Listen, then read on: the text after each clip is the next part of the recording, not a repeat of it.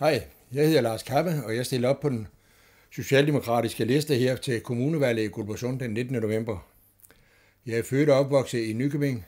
Min barndom havde jeg på Tittensvej, og min ungdom tilbragte jeg så i Teglværksgade.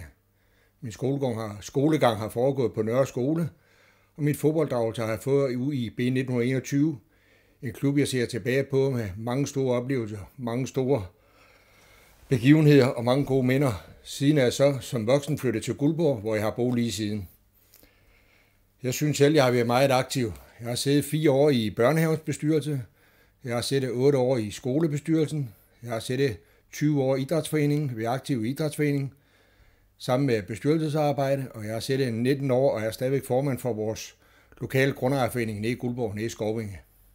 Så aktiv på egen bane har jeg i hvert fald været alle årene. For mig er nærhed det helt centrale. Både nærheden mellem mennesker og nærheden til den natur, som omgiver os. Og der findes mange skønne steder i Danmark. Men for mig er Guldborg noget helt enestående. Vi har skoven, vi har skansen, vi har stranden, vi har lystbådehavnen, vi har 2 fremragende spisesteder, et fællesråd og en velfungerende idrætsforening med mange andre spændende sociale tiltag på vores nedlagte skole, som vi nu er i gang med at omdanne til et foreningshus. Et foreningshus, som området i fremtiden vil bruge som et fælles mødested til alle deres aktiviteter. Men det er selvfølgelig også på tide, vi koncentrerer os om det at dyrke vores nærhed, så borgerne kan mærke, at de hører til og er en del af det fællesskab, en kommune gerne skulle udgøre. Så er det nemlig for mig meget mindre vigtigt at bygge superskoler og andre monumenter, som vi hverken har råd til eller brug for.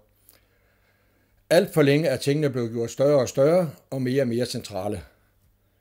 Der skal selvfølgelig arbejdes for landdistrikterne, og jeg finder det meget nødvendigt, at vi som kommune støtter op og bakker op omkring de initiativer, der foregår.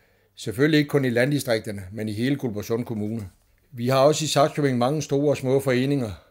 Vi har flotte idrætsanlæg og 2 foreningshuse. Det ene af det er selvfølgelig Saksenhus, som alle kender, og som har været foreningshus i mange år. Og det andet, det er det, hvor jeg selv har været fødselshjælper, det ligger ude på Fabriksvej. Sakskøbing-modellen, som alle taler om, er et vigtigt mål at arbejde efter, også efter et kommende kommunalvalg. Sakskøbing har rigtig mange ting at byde på. Det er takket være frivillige og ildsjæle, som trækker en meget stor del af læsset. Uden de frivillige og ildsjælene vil alt foreningsliv i Guldborgsund Kommune gå i stå.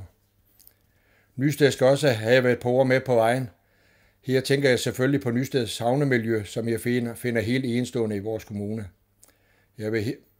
Jeg vil med denne hilsen her gerne rette en stor tak til alle jer frivillige og alle jer ildsjæle.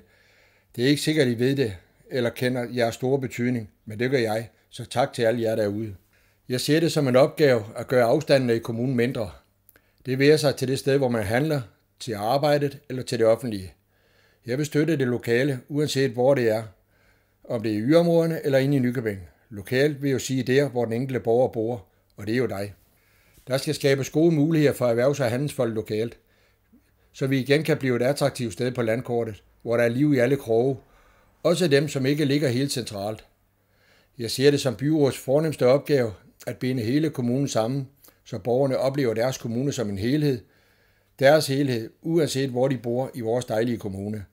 Men det intet er så godt, at det ikke kan gøres bedre. Derfor finder jeg det selvfølgelig vigtigt, at vi bakker op omkring de lokale arrangementer, for kun på den måde sikrer vi et fortsat fællesskab og liv i vores landdistrikter. Jeg er en mand, som ved, hvad det vil sige at være almindelig borger. Jeg ved, hvad det siger at have arbejdstøj på, ikke alene det politiske, men også det rigtige arbejdstøj. Jeg taler et sprog, der er til at forstå, og jeg kan og vil lytte, når du har noget på hjerte. Det vil sig ansigt til ansigt, eller over telefonen, eller via mails. Jeg synes, du skal lægge en stemme på en, du har tillid til, på en, du vil kontakte for en problemløsning, kort sagt, en, du vil være bekendt at ringe til, når du føler, du løber panden mod muren. Vi har de bedste forudsætninger i Guldborgsund Kommune. Lad mig være din stemme i Guldborgsund Byråd, så vi sammen kan skabe et fællesskab, hvor vi holder benene på jorden og holder hovedet højt. Jeg er villig til at bruge den tid, der er nødvendig for at kunne udføre et godt politisk håndværk. Så min anbefaling til dig, sæt kryds ved Lars Kappe.